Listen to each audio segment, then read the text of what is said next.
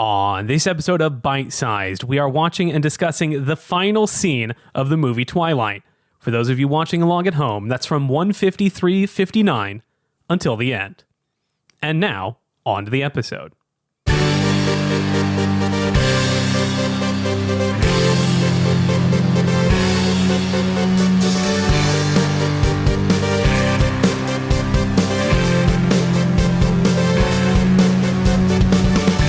Hello, everyone, and welcome back to yet another episode of Bite Sized. If this is your first episode, here's what's going on. My name's Ben. I am your host. I'm watching the movie Twilight one scene at a time with a different guest every week. I find someone to be on the show. I send them around 90 seconds, or in this case, around 8 minutes of the movie Twilight, and we talk about it with little to no other context. Joining me this week for this auspicious episode, the final episode of Twilight, he is a writer, a comedian, the editor of this show. You've heard him on it before, and by God, you'll hear him on it again if you know what's good for you.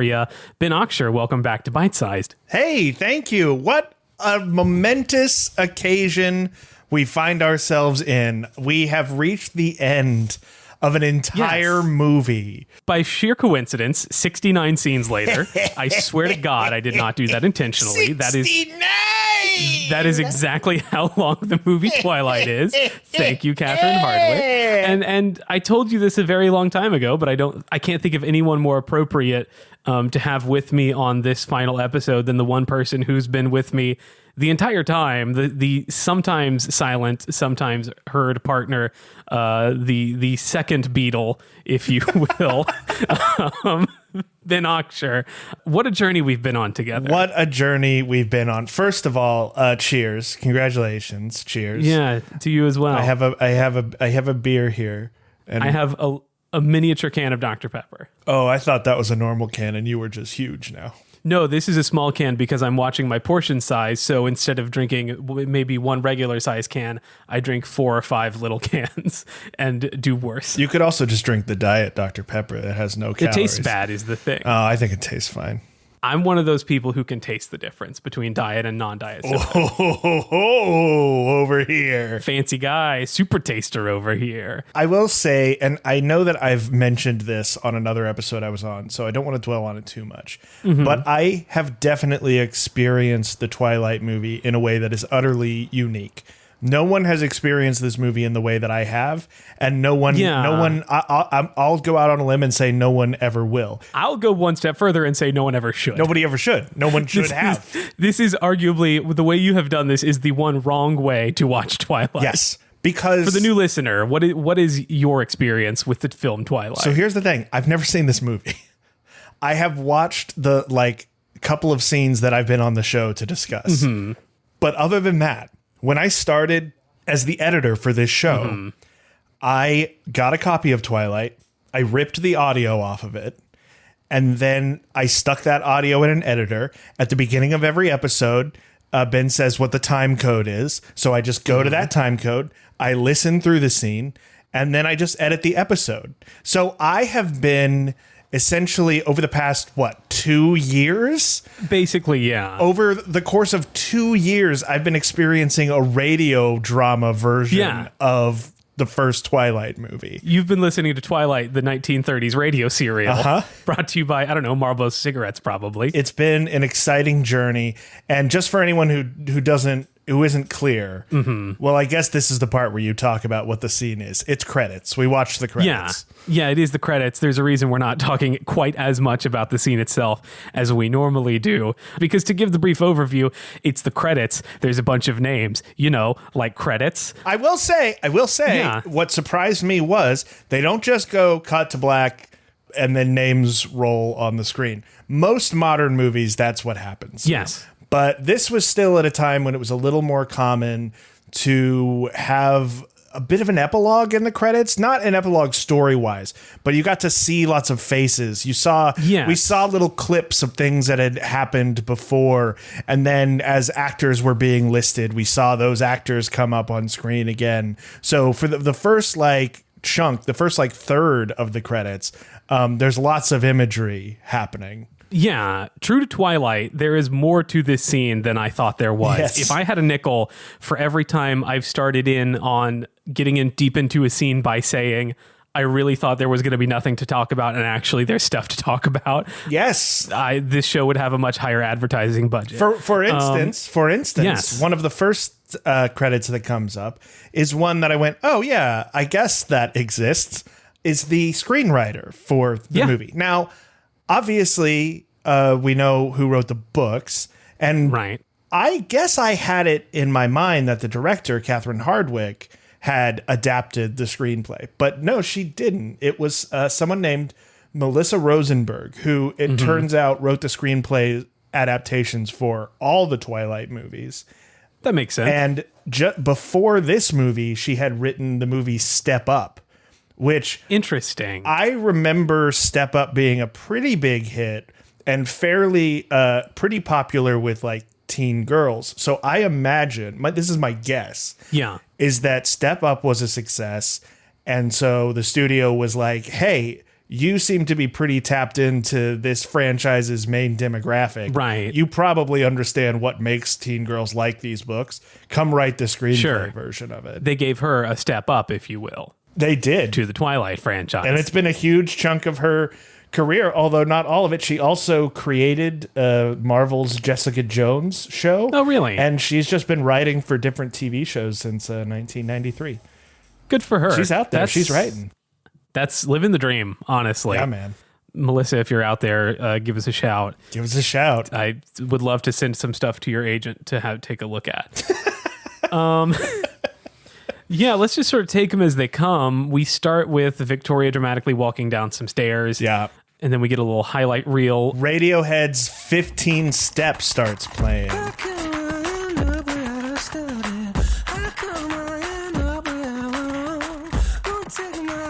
I was going to bring that up eventually because I asked you to be on the credits scene because of the reasons we mentioned, because you've been with me this entire time. It feels appropriate. Right. And then at some point after I realized that, I remembered that's right. The credits start with your favorite band.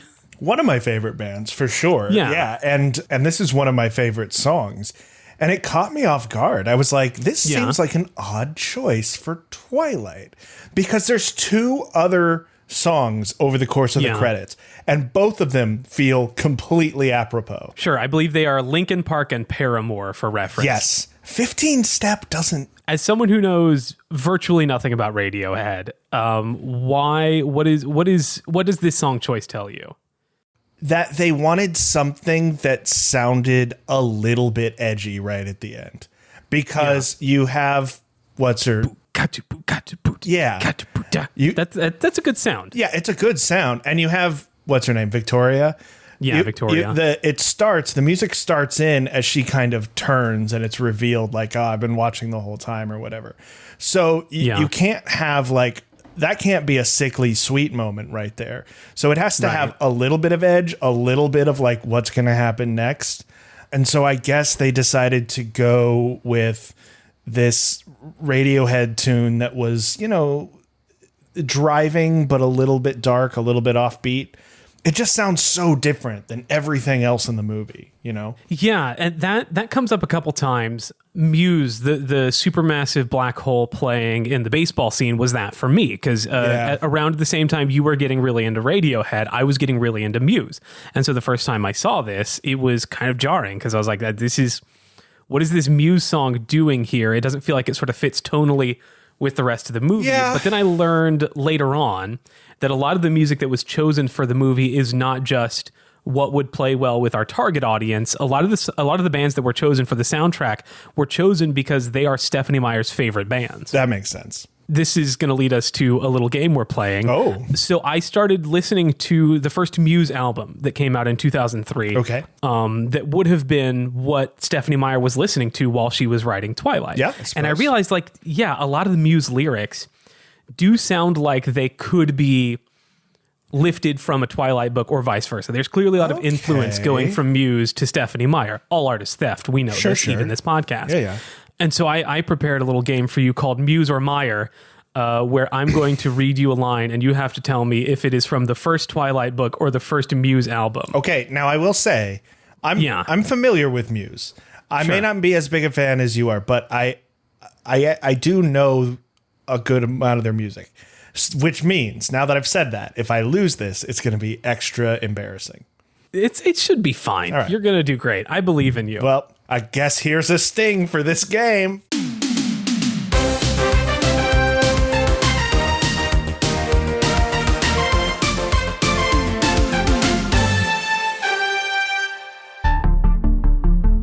Number 1, I tried to give you up, but I'm addicted. Oh, that's okay. So Stephanie Meyer, I know there's a line that's like, he's like a drug for you, Bella, but I don't think that line. I'm going to say that's Muse. That is correct. That's from a Muse song. Specifically, give me a second and I'll look it up. I should have pulled this up sooner. That's one of their best. Give me a second. I'll look it up. I should have pulled this up sooner. Well, great. Now this is going to stay in the episode and I'm going to look the fool. Dang it. That's from Time Is Running Out. Time is running Yeah, that's the one. All right. Yep. I won't hold you back. Let your anger rise and we'll fly and we'll fall and we'll burn. That sounds... That's honestly, and I don't mean this as an insult, but that sounds too poetic to be a line of dialogue in the book. Sure. The way they talk is a little more prosaic. I'm gonna say that's Muse again. That's correct. That is Muse. Yeah, that is also from the first Muse album. Okay, number 3. Bring on the shackles. I'm your prisoner. I really hope that's Muse. Is that your guess? Yes. That is not Muse. That is from the first Twilight. That is a something that Edward says in the first Twilight book. To Bella? I think so. Yeah. Wow. All right, number 4. When I told you that I didn't want you, it was the very blackest kind of blasphemy. I'm gonna say Muse just because I like the line a lot. That is incorrect. That was Stephanie Meyer. I honestly thought that sort of like you're too poetic for a prose book. I thought you were going to clock that was too clunky to sing, and blasphemy is hard to rhyme with anything. And Muse doesn't always stick to a strict rhyme structure. That's fair. Though. That's fair. But when I told you I didn't want you, it was the blackest kind of blasphemy. Is that the line? I like that. Yeah, that is something that Edward says. Okay, yeah, is that a good one for you? I like it. Is that, you going to try that one on a lady sometime? Well, first I'm going to have to tell her I don't want her. Which is which is a weird. That's a very. You're starting off on a bad foot. Right. I'm just gonna have to go to somebody and be like, just so you know, I don't want you. Right. And then she'll be like, what the, that won't. And then you'll have to leave and come back. Right. And she'll just be like, well, that doesn't feel good for someone to tell you that. And then I'll have to come back and be like, I was lying. And she'll be like, who are you? Next one. This is the last time I'll abandon you, and this is the last time I'll forget you. Twilight. That's Muse. I faked you out there, didn't I? I have now. I think I lost there. I think I got the majority wrong. I think you were. I haven't been keeping score. I got one more for you. Oh, okay. You should get this one. All right. Tell me, Muse or Meyer, your hair looks like a haystack, but I like it. I should get this one. I sure hope you do, anyhow. Well, that makes me think it must be the obvious choice, which is Twilight. Okay. Yeah, that is in fact from Twilight book. I threw that one at the end to be a gimme. So you can see there is a pretty clear inspiration there from the first Muse album to Stephanie Meyer, and to pull. The one that reminded me most of something that sounded like it came out of a Twilight book was too obviously lyrics to a song. But I was listening to this Muse album while I was doing some dishes, and there's a song that starts out, lips are turning blue, a kiss that can't renew, I only dream of you, my beautiful, tiptoe to your room like Edward does, a starlight in the gloom, I only dream of you and you never knew. That just sounds like I could very well imagine Stephanie Meyer hearing the beginning of that song and getting the inspiration to write a book about a handsome vampire man. Lips are turning blue. He tiptoes to her room. Or maybe she was just like, I got this whole story ready in my head about a vampire man who falls in love with a high school girl who's so clumsy and falls through windows. And the only thing left is I don't know what to name him. And then it was like, Edward. He was like, that's it.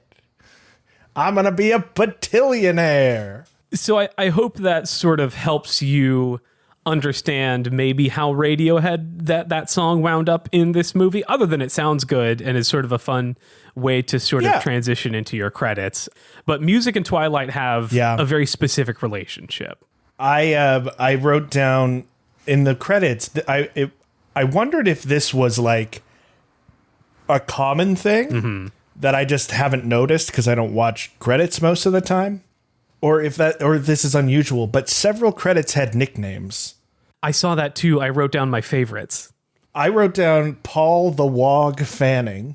Bruce Sarge Fleskes. Justin Siegfried Seliger. Siegfried, weird nickname. Weird nickname. Should be shorter, but okay. Should be, Should be easier to say than your actual name, but okay. Such as Tom Coach L. Or L.A. or whatever. My personal favorite was Ron Crowbar Lawler. Crowbar there spelled Krobar. Crowbar. The other nicknames I didn't write down the full names, but the other nicknames I liked were Power, Spike, Bubba, and Quasi, which I'm assuming is short for Quasimodo. Ron Crowbar Lawler is a powerful name.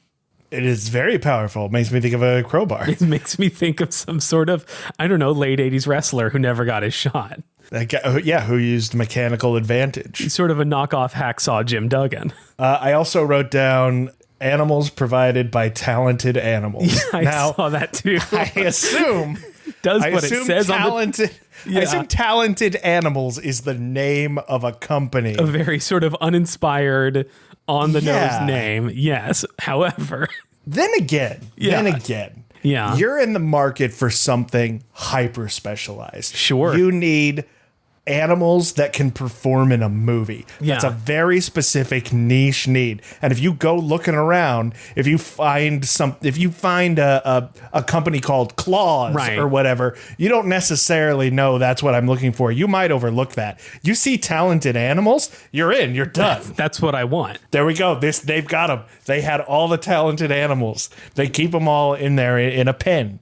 Maybe, and there's no way of knowing this, but maybe the Talented Animals run the company. I mean, technically, they do. If you think about it. Technically, aren't we just talented animals? I mean, striving to be at least an animal, yes. I hope I'm talented. I know I'm talented. I'm striving to be an animal. Ooh, and so together we are a talented animal. Yeah. The credits, like you said, we start off with sort of a montage of mostly things we had already seen in the movie, just in case we forgot, I guess. A lot of Edward, mostly Edward, frankly. We see his little apple kick at the salad bar, which I think was an interesting inclusion. I guess they just really wanted that shot of him holding the apple like the cover of the book, but whatever. Yeah, you gotta reiterate that at some point. I mean, it's the iconic image of Twilight, even though I still don't know why it's because that's the cover of the first book, right? But why? Two hands holding an apple, right? But what I'm saying, Ben, is why. Well, I think, Ben, I know you, and I know you spent enough time growing up in the church to know what an apple might possibly symbolize. It's just an Eve thing. It's just a loss of innocence thing. It's temptation and loss of innocence. Yeah, that's purely it. Okay, but there's no part in the story where the apple is used symbolically. Except for the part where she knocks it off the salad bar and he kicks it up like a hacky sack. I suppose. Symbolizing apples. You get it. The apples like the snake in the Garden of Eden. Eve accidentally knocked down an apple and he used his legs that he had at the time to kick it up into his hands. And that's why God took away the legs of the snake so that he couldn't kick apples at women anymore. Yeah. Hey, so for anybody who's not as familiar with the Bible as Aber and I are, I'm sure you know the broad strokes of the Adam and Eve Garden of Eden story. Yeah. But there's a part there after God finds out what's happened that he goes to the snake and he's like, snakes, you got to crawl on the ground now. Right. Which implies they didn't, which implies they were lizards before they made a lay to eat an apple. Right. They were asshole lizards, and God turned them into non-talking snakes as a punishment for the apple thing. And the further implication is that one snake who tempted Eve was the devil who took the form of a snake. And so God decided to punish all the non-devil snakes. Yeah, that's because the devil gets to stop being a snake. He just goes back to being a devil. That's arguably some retconning, though. Like, there's nothing in the early scriptures that says anything about that being the devil. He's just that's kind of a bit of mythology that got added later. I just don't see why all serpents have to be punished for that one serpent who may or may not have been Lucifer. Hey, yeah. Abear? Yeah. All of the people got punished for that one lady what bit of apple. Yeah, but that's different. No, it's not. It's different. It's not. It is. If anything, it's more justifiable. Okay, because the serpent did something actually bad. She just ate some fruit. This is turning into a secret pilot of a podcast we've been wanting to start a long time called The Benedictions. Where we talk about Bible stuff. We're going to get back to Twilight, I promise. But this implies... Listen, everybody, it's the credits. There's nothing going on. This implies the implication of what you're saying is that snake who tempted Eve was a normal snake and then was the father of all future snakes. Every snake was descended from that snake. I suppose, yeah. So this snake, which may or may not be the devil, had to stay on Earth and keep being a snake after the temptation. Yeah. Yeah. What's wrong with that? I just think it's... I don't... What about that makes less sense than other things that are being said right now? I mean, my point is that none of this makes sense. So we're all just... The devil made a app, which, by the way, it's not an apple either. It just says fruit. There's no translation that says it's an apple. But because that's what's entered the cultural consciousness, Stephanie Meyer or her publisher put it on a book cover, and now that's the iconic for not just mankind's fall into darkness and hell, but also the Twilight franchise. Just the temptation of young women in general. Yeah, they keep screwing up. Biting. That's true. Vampires bite people like you or I would bite an apple. And people bite apples. It's all coming together now. It's all symbolism. During this montage, it's mostly just sort of stuff unrelated until a certain point, until we get to the composer credit, Carter Burwell. The picture behind his name is the scene where Edward plays the piano for Bella, a scene which is coincidentally in the lost episode of Bite Size that was scheduled twice but fell through both times, so we haven't recorded it yet, but will one day. Yes, there is a big asterisk on this wrapping up the season, which is that there is one scene from this movie that hasn't been covered yet, but by golly, we will do it. Technically, yes. We have not covered scene 47. We will, but now that we've missed it for so long, I feel the need to make it actually big and not just sort of dump it out there like nobody noticed. But after the composer gets the piano playing picture, that's nice. We get a shockingly long series of actors in the movie getting their own little hero shot. Yeah, like their own hero shot with their nameplate. And for the big stars, you're like, yeah, sure. But the roles get smaller and smaller, and you're still seeing their faces. There are 20 names who get their own individual card. Yeah. Like they do not share billing with anyone else. Normally, when you get deeper into a movie, people get billed 2-3 at a time. There are 20 actors who get their own card, and it gets deep in there. Like, obviously, Kristen Stewart's going to get her own, but like, sure, the guy who played Mr. Molina, a teacher who is in maybe 2 scenes, gets his own title card in the end credits. It approached Avengers Endgame level of why is there so many of these? Or Catherine Hardwicke was just like, look, this is probably going to be a really big movie. Yeah. I want to try to boost some careers if I can help it. In which case, good for her. I will point out, like I said, there are 20 people who get individual billing. Only 18 characters are shown, though. The only 2 characters whose name comes up while there is a picture of someone else are the actors who played Renee, Bella's mom, and Esme, Edward's mom.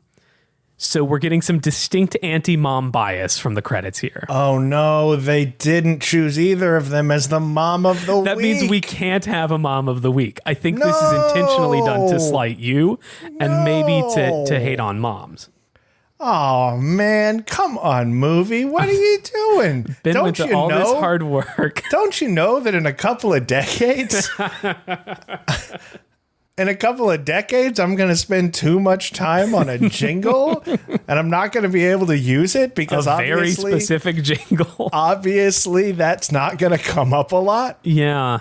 God damn it. Yeah. Season 2. Season 2 is when Mom of the Week is really going to find its niche. Yeah, we're really going to get super into moms in the movie New Moon, I guess. I don't know. There's some moms showing up in New Moon. We'll get there eventually. Oh, I can't wait to find out. We'll get some mom talk. I also saw that Industrial Light and Magic worked on this movie, which for anyone who I think most people probably know, but Industrial Light and Magic is a huge special effects company and has been since Star Wars, the original Star Wars, for which the company was created. Like, yeah, they've done some. They were started by George Lucas. Like, were and maybe still are a subsidiary of Lucasfilm. If they are, they probably not, because then they'd be owned by Disney now. Yeah, I think they separated at some point, but they're still a huge player. But then also there was another credit that said visual effects by CIS Vancouver. So interesting. I guess, maybe the workload was spread out a little bit. Maybe they brought on ILM for the trickiest stuff and farmed out the rest of smaller houses. Yeah, ILM was, and I guess, I don't know if they still are, but definitely at the time this movie was being made, circa 2008, they were like the gold standard of computer graphics in Hollywood. Yeah. Like, if you wanted high quality computer CGI stuff done, you went to ILM, and you probably still do. And if you wanted talented animals, you went to Talented Animals. You go to Talented Animals, the only name you can trust in Here's what you got to do. Here's what you got to do. You got to go to Talented Animals. You're going to pick an animal, and I guarantee you, whichever one you pick, they're going to be so goddamn talented. You want animals? We got them. You want untalented animals? Get your ass out of here. You go somewhere else. You go to the zoo with that shit. You go to the park, you get any rinky-dink squirrel you can get your hands on. You go feed a goose, and you get that in your movie. That's an untalented animal. That animal has no instincts. It has no timing. But you want a talented animal. You talk to me. I'm a horse in a top hat. That's who I imagine the boss of Talented Animals is. Please, Mr. Ed is my father. Great. This horse is a Nepo baby. A shocking number of horses are. I also, towards the end of the credits. Sure. There's various logos for the cameras that were used and the film that was used. And the only reason I bring that up is because I was like, okay, this was shot on film. Yeah. And so that got me thinking, like, when did that kind of stop? So, because I knew it was around now that, like... Right, the transition to digital. Film got pretty well phased out of Hollywood. Not that it's gone entirely, but most projects... It's a stylistic choice now. Yeah, and it's a more expensive one. Digital right? is for sure the standard. So I looked it up. The first digitally shot feature film was called Wind Horse. It was a low-budget thing from 1996. Okay. I looked at the footage. It looks kind of more like local news footage, honestly, than like a movie. But that's an early example, right? The first big like blockbuster movie shot on digital was Star Wars Episode 2. I believe that. In 2002. Speaking of Industrial Light and Magic. So this is 2008? Yeah. I remember 2008 seeing movies in film as like the norm. Yeah, so according to Wikipedia, digital overtook film in Hollywood in 2013. That makes sense. That was the year in which you had more digital movies than film movies. Okay. So this isn't quite there. This is right in that transition. That's also the year the last Twilight movie comes out. So I wonder how many Twilight movies were shot on film. Oh. I don't know. I think Hollywood was a lot of directors were very mistrustful of it for a long time. But then I think studios started to realize how much cheaper it was not to have to actually buy physical film for every take. And also the editing is all being done digitally anyway. So you have to like digitize the film to, so right. Anyhow, Anyhow, that's stuff that's really only interesting to me, so I'll stop talking about it. Here you go. Something interesting to me. This is a long ass credits. I feel like it's long by normal really credit long. standards, including the entire orchestra. Everyone who played an instrument for the score of this movie gets credited by name. There are like sections of the credits that are like viola players and like saxophone and like celli, the proper plural of cello. Shock! I feel like you don't see that. It's a little surprising that it's not just like the name of the orchestra. Or just like musicians, here's a whole block of names. It's like by instrument. That was interesting. Yeah. Well, you got to know. You're sitting there watching and you're just like, these celli. These celli are jelly. I got to find that celli player. I jelly of this celli. I got to find out who this is and hire them for my movie, The Talented Mr. Chimp. That cellist is one talented animal. I will say that we mentioned the credits are kind of long. Yeah. We mentioned there's 3 songs total. Yes. The second one is Leave Out All the Rest by Linkin Park. Yeah. When my time comes, forget the wrong that I've done. Help me leave behind some reasons to The third one is like a special version of the song Decode by Paramore. Paramore, yeah.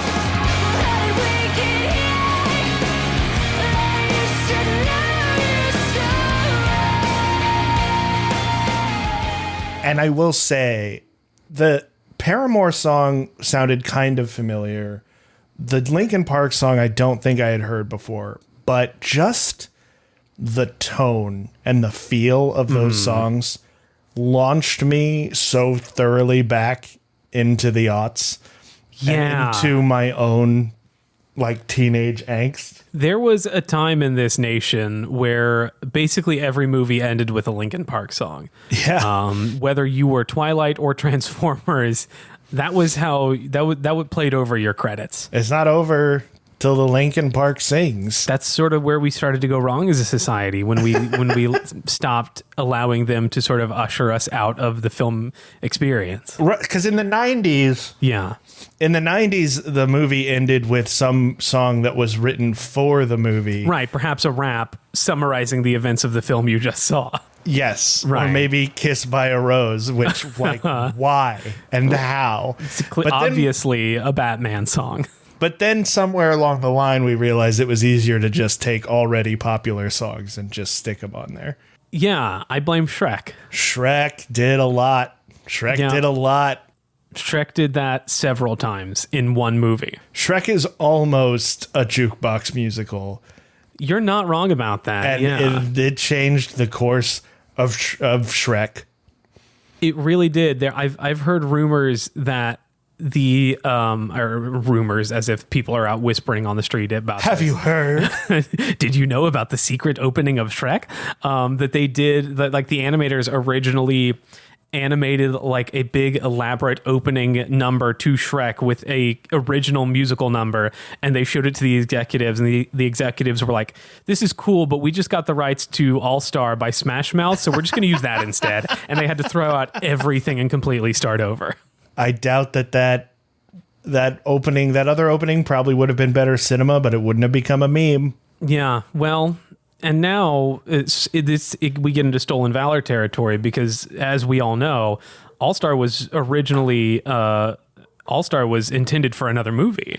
Yes, yeah. and has been in so many goddamn movies. The official All-Star music video includes a lot of footage from the hit film Mystery Men. Yes, it does. Because that was the big film tie-in for that song, and then it just became basically the go-to movie song. Again, I blame Shrek. I have a quick list here. Let's see. Oh. All-Star was in 1999's Inspector Gadget. Oh, that makes sense. And Mystery Men. Wow. The next year it was in Digimon the movie. Okay. Then it was in the remake of Rat Race. Then it was in Shrek. Uh-huh. Okay, this is getting too hard. I can't summarize all this by reading it, but it's been in a lot of movies. Hollywood was just beating down their door. Please let us put your song in this movie.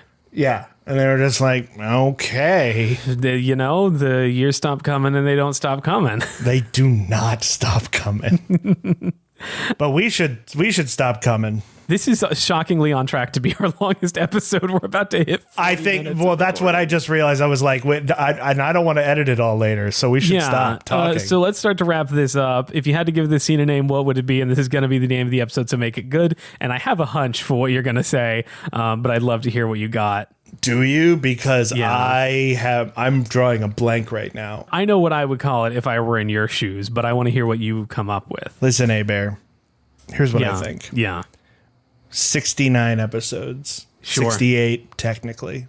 Well, You've had other people Yeah. coming up with the titles. oh man. I'm going to pull a Uno reverse since you've got an idea. And on this special occasion, just this once, because you've been good, Wow. we're pulling an Uno reverse. Oh, my God. You're going to name the episode. The worm has turned.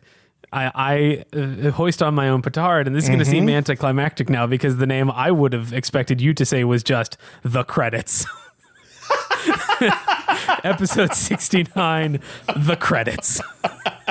So that's what we're going with. That's what we're going with, baby. Not a ton else to it. It's the credits. Not going to be some bullshit about the snake that we spent 20 minutes on. Nope. Before we get into the end of the show, let's talk about the future of Bite Size. Sure. As referenced a lot on the last episode, Bite Size is going to sound a little different starting in episode 70. In some ways, very literal because that's our first live show. Thank you for everyone who came out to that. It was indeed. a good time. You'll be hearing that next week and hopefully in the future when Bite Sized comes to a theater near you, your town, perhaps. But also, we will be gaining a permanent co-host. Sarah Murphy will be joining us. And there's going to be a lot more opportunities for you, the listener, to engage with Bite Sized. I'm planning on upping our social media posting like any responsible podcast producer should. I'm finally going to learn how to do that. We're also about to start the Patreon. Yes. By patreon.com/Twilight podcast.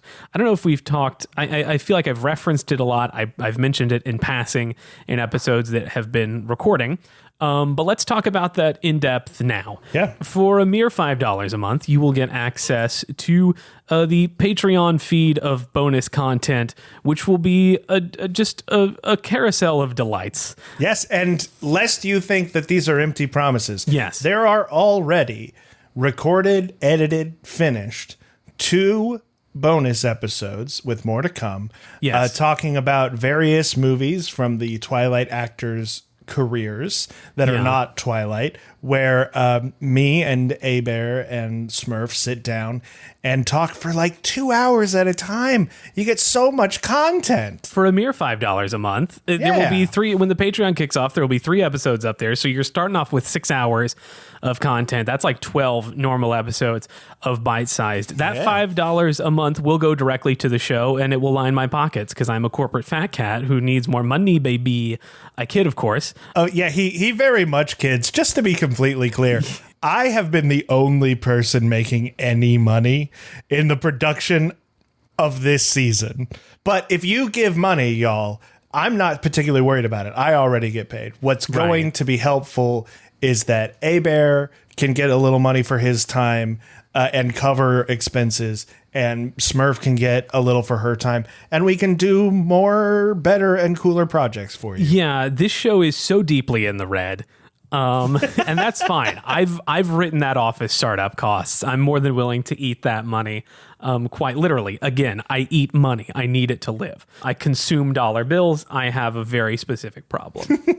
Every dollar of your $5 that goes into the Patreon will go directly back into production. Specifically, it will go to help advertising, like promoting the show on social media to get more listeners, which will help grow the show to get bigger and more exciting guests. I have a short list of people that I would like to have on the show that I think are possible in the near future, and an even shorter list of people that I dream of having on the show one day. And all of that is possible. A better world is possible for a mere $5 a month. That's less than Netflix, and I'm not going to steal your data and sell it to anyone. That's less than Dropout. Dropout's $6 a month now. God, those capitalist pigs. They capitalist pigs and Dropout. In addition to Bite Sized Presents, the aforementioned bonus show, we are constantly brainstorming other sort of one-off things to throw up on there. You, editor Ben, you can edit this out if you've changed your mind. But oh no, I want to talk about it. So yeah, editor Ben has mentioned what I think. I'm going to again go on the record and say, just for your health personally, this is a bad idea. Okay, here's what I want to do. With this. I want to make this like a patron goal. Like this will happen when we this reach. Is going to unlock. Yes, when we reach X number of patrons, this will happen. Here's the idea. I want to make a commentary track because I miss DVD commentary tracks. Everyone does. I really do. And I want to make one using all of the episodes that we have done thus far. Yeah. So what that means is you will get a file, an audio file that you can start at the same time as you start the movie. It is the exact same length as the film Twilight. Yes, and it will be you can use it as a companion commentary track made of this entire season. Clips taken from this show talking about the scene that will be playing while you essentially, if you could listen to the entirety of Bite Sized condensed into around 2 hours, it is essentially like watching Twilight with me and approximately, I don't know, 60-ish of my funny friends and strangers who agreed to be on the show. Yes, and I really want to do it. So let's find a patron number and make that a goal. Rough estimate, this show to produce costs about $300 a month. Yeah. $5 a month for Patreon, that comes out to about 60 patrons. That's 60 patrons. Which is, frankly, feels low. It feels like we should be holding out for more. You know what? I'm happy to do this at 60. Let's do it at 60. Because that would get the ball rolling. When we hit 60 patrons a month, this show will essentially break even and be paying for itself. Not counting taxes and Patreon fees or whatever, but that's a nice round number. But at which point you will get a project I will make free of charge on my own time, which will be the season 1 in commentary track form. And I can stop spending my own money on Bite-Sized and maybe look at some student loans again. The government will thank you. And if there's anything we here at Bite-Sized want, it's for this government to be more happy. Money to the current American government. Boy, we love it. Really want to make sure we're all about it. They have enough to do whatever they want to do. If Ben Auxier, if people want to follow you on social media or maybe see you perform live here in the beautiful city of Chicago, where can they do those sorts of things? I keep a link tree updated. So link tree, Ben Auxier on link tree. Spell that for us. Ben. Good one. Auxier. And so that will always have everything. But a few highlights, if you live in the Chicago area, come see me at Wheel of Improv at Second City. I'm doing that a lot of Sunday nights.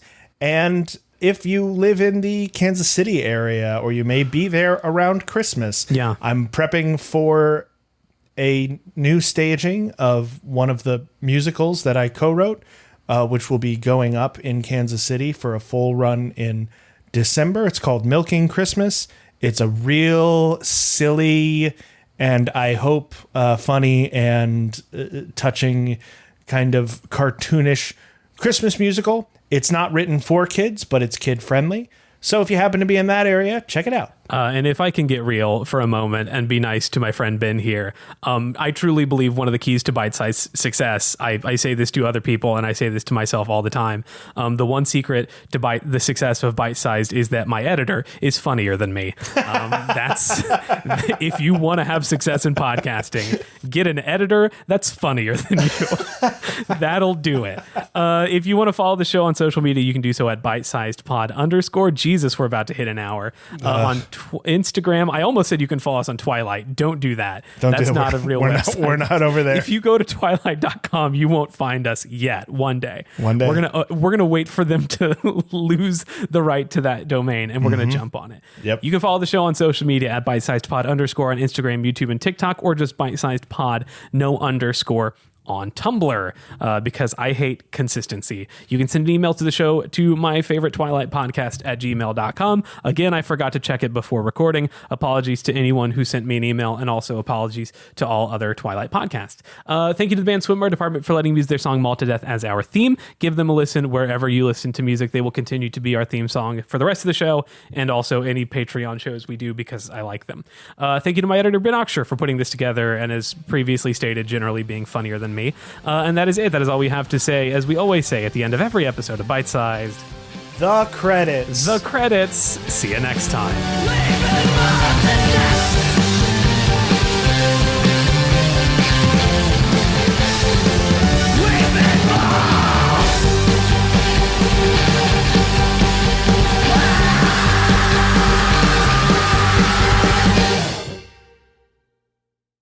You know, I guess it's because I've finished a Tall Boy now, but I was about to say some shit that I definitely would have had to cut. So let's wrap up.